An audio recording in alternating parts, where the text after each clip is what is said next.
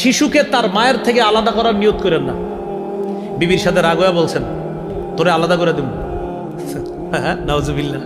আপনার ছেলে আছে মেয়ে আছে, বলতেছে আমার ছেলে মেয়ে ওদের থেকেও তোরা আলাদা করবো না, এগুলো করেন না।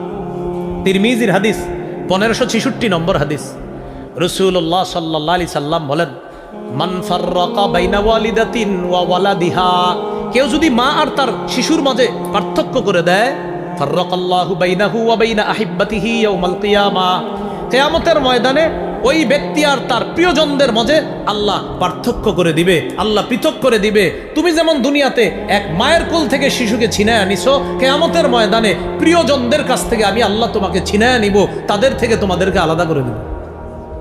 তোমাদের কেউ যেন কোনো ব্যক্তি আর তার সন্তানের মাঝে না বসে, কারণ হঠাৎ যদি কোনো ব্যক্তির সন্তানকে তার থেকে আলাদা করে দাও, ওই শিশুর মাঝে যদি তুমি বসে যাও, ভয় পাবে আমার বাবা কোথায়, আমার অভিভাবক কোথায়, তোমারে হঠাৎ দেখলে ভয় পাবে। তাই নবী বললেন, শিশু আর তার অভিভাবকের মাঝে ফাঁকা জায়গা করে তুমি বসবা না, শিশুকে শিশুর জায়গায় থাকতে দাও।